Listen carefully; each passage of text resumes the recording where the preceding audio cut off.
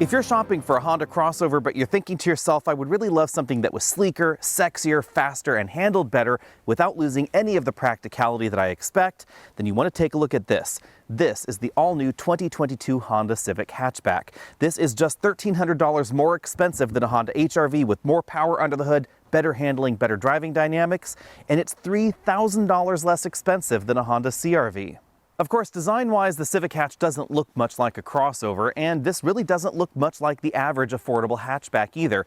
In fact, the style of this is really a lot closer to a coupe crossover, like that BMW X4M in the distance. That's because Honda chose to style this more like a Sportback or a liftback than a traditional hatchback like you do see from some of the competition, most notably the Corolla hatch, which definitely is a bit more square and perhaps a little bit short station wagon-y in comparison to this sexy look.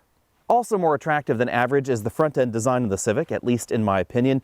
This is relatively similar to the design of the Civic sedan, although there are a few tweaks just for the hatchback.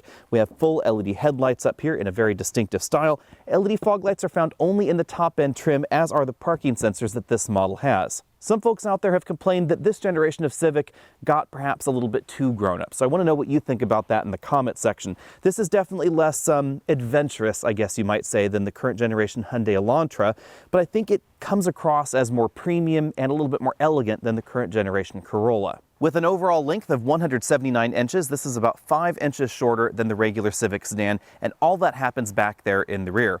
But you'll notice that the side profile is quite similar to the sedan. We have the same basic hood up front, same front doors, and behind the front doors, not a lot changes. This has exactly the same kind of rear seat headroom and combined legroom that we find in the sedan. So that is a bit of a twist. But I think the Sportback or liftback look that we find back there actually works a little bit better with this general theme of design, the restrained elegance that we find up front, than a traditional hatch would have. In case you're wondering, yes, this vehicle is going to serve as the basis for the upcoming high-performance Honda Civic Type R, but this is not going to get the SI drivetrain, which I do find a little bit disappointing. I kind of wish Honda had given us an SI coupe and an SI sedan. Moving all the way around to the rear, keep in mind that we are in the top-end touring trim, so of course we have parking sensors back here and twin exhaust tips at the bottom. All models get LED brake lights, but we don't get LED turn signals or backup lights. Those remain incandescent. As with the front-end design, this has become a lot more grown-up, a lot more mature than the previous generation model, and also I think a bit more cohesive. The tail lamps look better integrated with the body. There's a portion that wraps from one side over to the other, and you'll also notice that the hinges are much better hidden on top. And in the previous generation Civic hatch, there were some pretty big bulges up there. You can see that Honda really slimmed down the hinge module itself, and then they integrated that mount point a little bit better with the roofline. As we see in every Honda for 2022, a ton of driver assistance tech comes standard on the Civic hatch. Adaptive cruise control, their aggressive lane centering system, and autonomous emergency braking are the key features that are standard on every model. You should know, however, that if you opt for the manual transmission, then some of those features are tweaked. Adaptive cruise control is standard, but adaptive cruise control with low speed follow, that's found only on the CVT, quite logically, because it can't change gears for you. You won't find that on the manual transmission model. It's worth noting that blind spot monitoring and parking sensors, those are optional features, and you'll only find a number of features on the top-end touring trim, which I'm driving right now. The engine lineup is certainly a reason to buy the Civic hatch over something like an HR-V. For just $1,500 more than the HR-V, we find a 2-liter 4-cylinder engine producing 158 horsepower. It's mated to a standard CVT. You can also get a manual transmission on that engine if you want. Then there's this optional 1.5-liter turbo, also available with a 6-speed manual or a continuously variable automatic transmission. Under this hood, the 1.5-liter turbo produces 180 horsepower, so a little bit less than we find in the CR-V. Quite logically, fuel economy is going to be best in the models equipped with the continuously variable automatic transmission, and fuel economy here is going to be better than fuel economy in the comparable Honda crossover with the same engine under the hood. One really nice touch before we close the hood is that we do have 2 prop rod locations, as we see in a lot of Honda's lineup. This allows you to open the hood in this more upright position. It makes it a lot easier to work under the hood if that's something that you're interested in. Going in for a closer look, you'll notice that Honda positions the turbo at the front of the engine bay rather than on the back side of the engine between the engine and the passenger compartment. That makes it a little bit quieter in the cabin, and you're going to hear a little bit less of that turbo noise as you accelerate. I'm going to have to give front seat comfort 7 out of 10 points because for some reason Honda still doesn't give us any adjustable lumbar support. This is something that I had really hoped they would fix in the Civic Hatch because the Civic sedan is basically the same, and unfortunately they have not. On longer car journeys, you're definitely going to notice the lack of back support in these seats. We do have a tilt telescopic steering column with a reasonable range of motion, however, and a multi-way power adjustable driver's seat with a seat bottom cushion that tilts. Since I'm driving the top-end trim, the passenger seat is a powered unit, but it doesn't have the same range of motion as the driver's seat. The bottom cushion is missing the tilt feature. If you're looking at a hatchback because you want more rear seat headroom, you might want to look at a different hatch, because the interior dimensions are essentially the same as the Civic sedan. We find the same combined legroom figures and the same rear seat headroom figures. That means that if I try and sit upright back here, my head is touching the ceiling, and there's just no way I could ever put my head back there to the headrest. I'd have to crane my head to one side. Headroom is also pretty limited if I'm sitting right here in the middle seat position, but here I can actually put my head a little bit further rearward than in the outboard seating positions. One reason that you might want to get this over an HRV is that this is a bigger vehicle. Legroom figures don't necessarily appear to be that much different, but this is much wider. So if you plan on putting child seats in your vehicle, especially rear-facing child seats, it's going to be a lot easier to do that right here in the middle and still fit 2 adults up front. Scooting all the way over to the right side, where this front seat's all the way back in its tracks, you can see I still have about 4 or 5 inches of legroom left. The rear seats fold in a 60-40 fashion. This is when you'll notice that the rear headrests, although they do look separate, they're in fact part of the rear seat themselves and they're not adjustable. Cargo capacity is obviously the downside for this Sportback-like profile that Honda gave the Civic Hatch. You'll definitely find more cargo capacity in a compact crossover with similar exterior dimensions to this because they're going to be much boxier in the back. The roofline doesn't drop quite as much as we find right here, meaning that the opening is going to be a little bit larger, and they're generally going to be a lot squarer, giving you 50 to 70% more cargo room than we get in this model. Hopefully other Honda vehicles adopt this roll to the side shade style because this is a lot more convenient than the kind that come basically out of the seat back. Also a little unusual, the top tether anchor for the outboard seating positions in the rear, those are located on the seat backs, but the one for the center seat position, that's on the cargo area floor. If you're not a fan of flippy-floppy cargo floors, don't worry. Honda has given us a really solid and stable one that's about 1/2 inch to 3/4 of an inch thick, and it really does have a substantial feel to it. Under there, we have a temporary spare tire and the jack, and if I pop it back into place, you'll notice the only downside to this cargo area, and that is that it's not completely flat. So this does ramp up right there as you go towards the rear seats. As we look around the interior, keep in mind this is the top-end trim of Civic Hatch at the moment. We have a pretty standard-sized moonroof just over the driver and front passengers' heads, height-adjustable shoulder belts, and height-adjustable headrests for the driver and front passenger. The front seats are thickly padded, and they definitely have a premium appearance to the design. The center sections of the front seat backs are perforated, but these seats are not ventilated. They are just heated. As you can see, the seat back and seat bottom cushion bolstering is not terribly aggressive, so larger drivers shouldn't have any problem with these seats. The front doors have a bit more soft touch material than we find in some of the competition. The upper section of the door where your arm would rub, and the midsection right there around that armrest, those are soft touch pieces. The rest of the door is made from harder plastics, as is the bottle holder down there at the bottom of the door to help improve durability.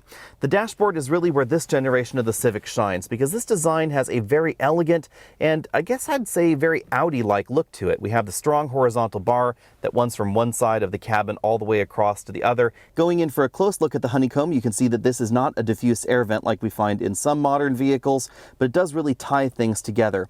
The air vent itself is right over here in the middle, and of course there's one on the outboard side further to the right. They have a really attractive design with this knob. You move the air around by moving that knob around, and then on the outboard air vents we find a dial at the bottom to open and close the vent.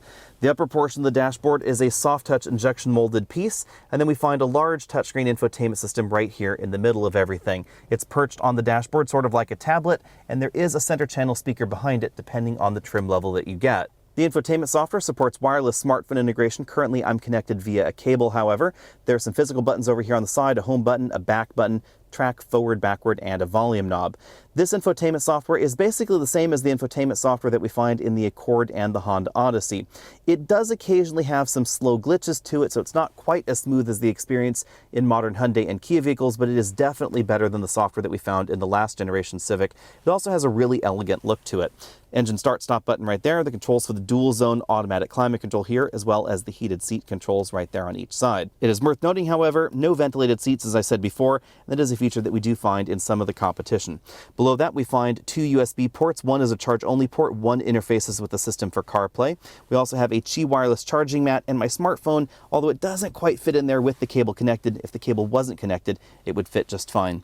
That's what the remote looks like for the new Civic Hatchback. We have a pretty traditional console shifter here. You can see the shift pattern here, so neutral and drive right there, just as you'd expect. There's no separate sport mode on the shifter because that's handled via this toggle. It allows us to go between eco, normal, and sport mode. We have an engine start, stop, disable button, auto brake hold, electric parking brake, and 2 very large cup holders. Between the front seats, we find a padded center armrest that opens to reveal a moderately sized storage compartment. This little divider can be slotted into one of 2 different places so you can keep your smaller items there. On the driver's side, we find an almost full LCD instrument cluster. The engine temperature and fuel level are LEDs. Everything else is on this large LCD in the middle. The theme changes a little bit from sport to normal mode, but econ mode gives us basically the same look. Using the menu system inside the right-hand dial, you can also change the look of the LCD between the round theme there and a bar theme where the speedometer and tachometer are on the right-hand side and left-hand side. You can go for a round minimalist design as well. And then, of course, a bar minimalist design by selecting that last option. And then the gauges will hide when the cruise control is active. As you'd expect, you get turn-by-turn navigation directions inside this LCD, and on the left side, you can also control the audio source by scrolling through some control wheels on the steering wheel. Speaking of the steering wheel, this is one of Honda's newer designs. It is a 3-spoke unit with a split bottom spoke there, some small sport grips up top, and it's a round design. On this side, we find a rotary control to control the left side of that LCD. On the right side, we find an identical control to control the right side. This is where we find the controls for the standard radar adaptive cruise control system, along with the aggressive lane centering software there. On this side, we find the toggles for the infotainment system, volume up, down, and track forward, backward. The first thing you'll notice out on the road is the acceleration if you choose the 1.5-liter turbo. This one went 0 to 60 in 6.6 seconds. That's identical to the sedan that we recently tested. And quite logical because the hatchback and the sedan weigh right about the same. As far as comparisons go, this is significantly faster than the Corolla hatchback, and if you want to go faster than this, you're going to need to look at some of the performance options like an Elantra N or a Civic Si. That's what's required to go faster than the regular 1.5-liter turbo Civic. Because humans can't shift as fast as an automatic transmission, the fastest acceleration is going to happen in the model with the CVT. And as far as CVTs go, this is my favorite in the segment. This is not quite as quick shifting, I think, as Hyundai and Kia's new CVT, but the shifts feel more normal. So if, for instance, I put this in the sporty driving mode here, I'll just toggle it all the way up to sport, and then floor it, not only do we have excellent grip, we also have shifts that feel like they belong in an automatic transmission. Now, this is not going to be quite as crisp as Honda's 10-speed automatic transmission in the Accord, but this is going to have a better feel than the Nissan CVT, the Toyota CVT, etc. When it comes time to scrub off some speed, 60 to 0 happened in 119 feet. That is absolutely excellent and basically the same as the sedan as well. You can thank the wide 235 width tires that are on this model. Most of the competition generally goes for 215s, sometime occasionally 225s, but surprisingly, the 235 width tires on this model are also standard on the sporty version of the 2-liter naturally aspirated model. So you don't have to step up to the 1.5-liter turbo to get the wider tires. As I've said before, it's always easier to swap tires out than wheels because of clearance concerns, etc. So I'm really happy that Honda gave us this tire size right from the factory, so you don't have to worry about any of that if you want to upgrade things yourself. When it comes to handling, I absolutely have to give this an A+. Outside of those performance options, this Civic is simply the most fun thing that you can get. This is more fun than the regular versions of the Jetta. Obviously, the Jetta GLI gets things up to the next level, as does the GTI, but this is just an amazing amount of fun for something that starts relatively inexpensive, and even in the model that I'm driving here is just barely within the price range of something like a Honda CR-V. It's not just about the grip levels in the Civic, which are obviously excellent. It's about the chassis tuning, it's about the steering, it's about the suspension tune, etc. Everything comes together, and this is the kind of vehicle that just demands to be driven faster on your favorite winding mountain road. There is just a tiny bit of feel coming from the front tires, so you can tell what's going on there. The grip is excellent, it goes exactly where you want it to go, and this has a more cohesive feel, I think, than the Mazda 3. When it comes to ride quality, the Civic Hatch is largely tuned like the Civic sedan. So out on a rougher road like the one that I'm on here, I'm going to give ride quality a B. This is a little bit firmer than average for a mainstream compact vehicle, and you will certainly feel some of the smaller and larger imperfections coming through into the cabin. But what doesn't happen in here, that does happen in a Mazda 3 hatch, is the rear end becoming unsettled over broken pavement at times.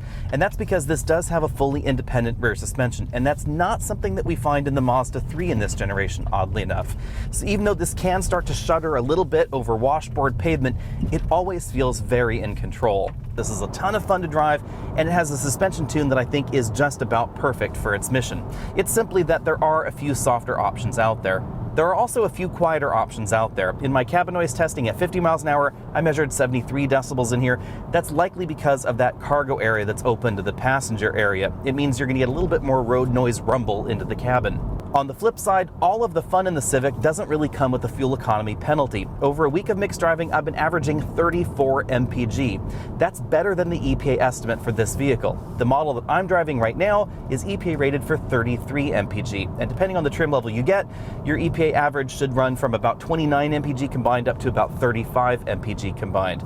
Generally speaking, the best fuel economy potential is in this 1.5-liter turbo with the CVT, but you can also end up spending a bit more on gas with this 1.5-liter turbo if you're driving it hard. Producing more power simply consumes more fuel. So if you're on a long highway journey and you're keeping your speeds to 65 miles an hour or so, this is likely going to be more efficient than the 2-liter naturally aspirated engine, but if you're just flooring it around every opportunity, this is going to suck down more gas.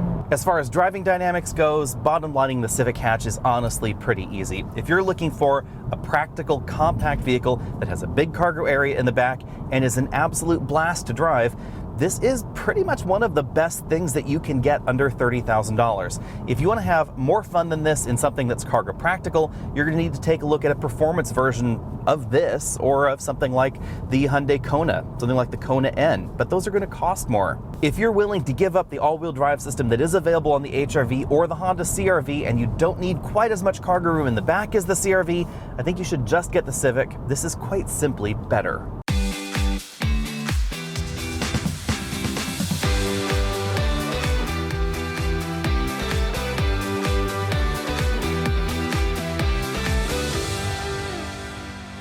As we often see, the hatchback version of the Civic is a little bit more expensive than the sedan version, starting at $23,350. It's a $1,000 bump over the comparable sedan model. And like the base sedan, the hatchback also starts with a 2-liter 4-cylinder naturally aspirated engine that produces just 158 horsepower. If you're interested in the least expensive Civic, it's okay to stick with that engine, but I would strongly recommend getting the 1.5-liter turbo. It is much peppier. The difference is more than the horsepower numbers would otherwise indicate. You really do want the 1.5-liter turbo. That makes the Civic a lot of fun, and I think that in the turbocharged model, the handling ability that we find in all versions of the Civic just feels more appropriate for that model because we finally get enough power to use it. Aside from the power deficit, the base version of the Civic comes pretty well equipped. The Honda Sensing suite of active safety software is standard. We also get Android Auto and Apple CarPlay on the LCD. It does have a basic audio system of just 4 speakers in that model, but alloy wheels are standard, the CVT is standard, LED headlights are standard, and push-button start. I think with this generation of the Civic, Honda decided that it was just cheaper to make them all the same and have the push button on all of them rather than to try and give some of the models a key. And that's not what we see in all of the competition out there for relatively similar pricing or even some slightly more expensive options which do have a key in the base model and you have to pay extra for the push button start. The Sport Touring model that we were driving this week was $29,850. Now, you can logically expect more expensive versions of the Civic to come very soon. Of course, there's the new Civic Si. There's going to be an upcoming Civic Type R likely as well. Let's dive into the competition now. Clearly, the first competitor has to be the Volkswagen Golf. But you should know that the Golf is actually gone in America, and in its place, we only get the Golf GTI, the performance version of the Golf. Or, if you want to go crazy, there's also the all-wheel drive Golf R. And that means that the Golf has become significantly more expensive in terms of its base price. The GTI starts at $29,545. That's basically the same starting price as the very top-end version of the Civic hatchback at the moment. You will clearly get more power, you'll get more fun out of that GTI. The GTI is an absolute blast to drive, and of course, it really does look like a hatchback. But you have to give up a few things. Let's take a look at the list here. You have to give up the keyless go, the up-level audio system. That's definitely a big deal there. The power driver's seat, a whole bunch of other things on the inside. You also give up a wireless CarPlay, things like that. Also, you're going to give up legroom and cargo room because those are greater in the Civic than they are in the Golf. but on the other hand, you do get a squarer cargo area in the Golf, and for some folks that might end up being a little bit more practical. The Golf is quite small. It's about 10 inches shorter than the Civic Hatchback, and that's the big reason that it's smaller on the inside. But again, on the other hand, you gain performance and handling ability, and I love the way the Golf drives. If you choose the automatic transmission, it's a dual clutch transmission, not a continuously variable automatic transmission, so the fun level is still quite high, even if you choose the automatic in the Golf. Of course, you're going to have to pay a little extra for the same level of features and functions in the Golf that you would get in the Civic Hatch, but I personally think that I would probably take the base GTI over a top-end trim of the Civic Hatchback. For me, at least, the performance and handling improvements that we find in the Golf GTI are worth the extra price in the Golf GTI. Now let's talk about another real hatchback, the Mazda 3.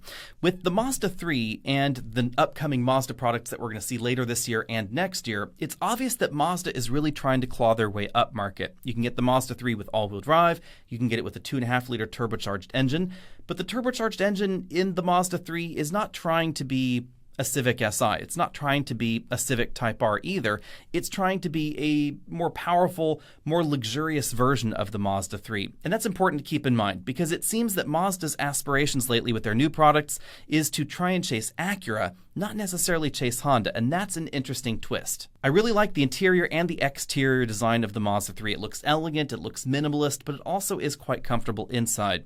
For the base $22,000 $750 starting price, you get a 6-speed automatic transmission, not a CVT. That's not too many gears, but it is a regular stepped automatic. More important, for most folks out there, you get more power, 186 horsepower. There's also the optional 250 horsepower turbo, and again, you can choose all-wheel drive if you're interested in that. It does get more expensive than the Civic Hatchback, but it tops out at around $34,000 to $35,000, so less than you might be thinking. In my opinion, there are only two downsides for the Mazda 3. Handling ability is not where I would want it to be. I think it's definitely better in the Civic Hatchback. The Civic Hatchback is simply more fun to drive, even if we're talking about an all-wheel drive Mazda 3 versus a front-wheel drive Honda Civic. I think a lot of that has to do with the new rear suspension in the Mazda 3. Mazda kind of cheaped out there, and they did not give it a full independent rear suspension. I think that's a real bummer in the Mazda 3, and it is noticeable when you're driving out on regular roads. If the road is perfectly paved and absolutely smooth, the suspension in the Mazda 3 is not a problem. But if you're pushing your vehicle a little bit harder, as you might want to push a turbocharged Mazda 3, then the rear suspension does get a little unsettled, and I find that a little unsettling. The next one is a bit of a problem for me, but it might not be for you depending on your preferences. It's the infotainment knob. It doesn't have a touchscreen. Instead, Mazda has decided to use a controller knob, sort of like early versions of BMW's iDrive. But BMW figured out that people really want to stab the screen, so they added a touchscreen to iDrive so you have your choice. Mazda, no choice. You can only use the controller knob. The software is relatively easy to use, but it's not quite as fully featured as some of the alternatives in this segment, and for me, it's just the awkwardness of interacting with that knob. That's the main reason that I would not get that infotainment system if I had a choice. Now let's get to the important part. How does the Civic Hatch compare against vehicles inside the Honda lineup? This is the thing that I found really interesting. If you're taking a look at, for instance, a Honda HR-V, the HR-V starts at $21,870. Oddly not far off the starting price of the Civic Hatchback. Base Honda HR-V to base Honda Civic, the difference is about $1,500. And the big thing you'll notice is you get more power in the Honda Civic, better handling, better ride quality, and I think a better quality experience interior, etc. You also get a more attractive and more modern product from Honda. Now the HR-V is destined for redesign here very soon. The new model has already launched in Japan. We don't know all the details about exactly what the North American model will look like, but that is coming down the pipeline very soon. I would expect the new HR-V to be fairly similar in terms of quality inside to the Civic because its price tag is probably going to be close as well. Expect it to be more expensive than the existing HR-V. But that model's not available yet. The one on dealer lots is the one I'm talking about, the older version. It's going to top out at $26,670. For about $400 more than that, you could get yourself a turbocharged EXL hatchback. It's going to have significantly more power. Again, just 141 horsepower in the base HR-V. It's going to have, I think, a more practical cargo area. It's going to have more room on the inside and a wider rear bench seat that's definitely more comfortable for adults. It's also going to get the latest version of Honda's infotainment software, which is definitely better than the version that's used in the Honda HR-V. Also an interesting comparison is the Honda CR-V. If you're shopping for a Honda CR-V EX, it's about the same price for that mid-level CR-V trim as the absolute top-end version of the Honda Civic Hatchback. They have basically the same engine and very similar transmission under the hood. There's a teeny bit less power in the turbocharged engine in the Civic Hatch, but the lower curb weight really makes up for that. So it's going to be the faster, more dynamic option. And it's also going to be the newer option, and that's probably key to the big differences here. The CR-V is destined for redesign at some point here, but we don't have any information about exactly when that's going to happen. And that's why, for that same price in the Honda Civic Hatch, you're going to get things like wireless CarPlay, a much bigger LCD infotainment system with the latest Honda software. We get LED headlights, something that oddly we don't find on that EX trim of CR-V. You'll find it on the hybrid and the very top-end versions of the CR-V, but for some reason not on the bulk of the trims out there on dealer lots. You'll also get better fuel economy, especially better real-world fuel economy than the CR-V, a more premium audio system, a leather-wrapped steering wheel, the LCD instrument cluster, etc., etc., etc. Now, theoretically, you do give up a little bit of legroom, but to be honest, the way most people fit in vehicles, they're going to be very, very similar. Rear seat passenger accommodation is excellent in the Civic Hatchback, and unless you're a really tall person, you're not going to notice that much difference between it and the CR-V. And like the average crossover, cargo practicality is pretty high in the Civic Hatch. Again, if you want to go to Home Depot and buy a barbecue and stuff it in the back, you can do that in the Civic Hatch, and you can't do that in the Civic Sedan. And that puts it in a more similar category to something like the HR-V or the CR-V, and in some ways a little bit closer to the CR-V because the length of the Civic means that those longer items will definitely fit inside, and you might not be able to do that in an HR-V. Be sure and let me know what you think about the Civic Hatch down there in the comment section below. I'm honestly surprised that Honda is doing so well with the Civic Hatchback. Perhaps it's because they styled it like a Sportback and people want that little bit of extra practicality, but they don't want to go full-on square hatch.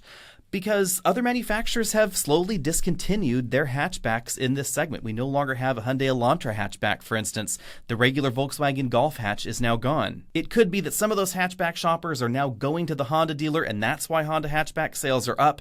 But whatever the reason, if you're contemplating something that's a little bit more practical, a little bit more pragmatic than a sedan, you should definitely take a look at the Honda Civic Hatch. And I would argue, if you're looking for something like an HR-V or an average subcompact crossover, especially if you're looking for one of the more mid-level or upper-end trims, you would do well to put the Civic Hatch on your shopping list. I think it's going to be a little bit more attractive, it is way more fun to drive, and it's going to be just about as practical as those hatchbacks that you might be thinking of, or those small crossovers as well. Let me know what you think about all that down there in the comment section, and of course hit the subscribe button if you haven't already done so. Find me over at Facebook.com, Instagram, Twitter, all those other places. I'll see everybody later.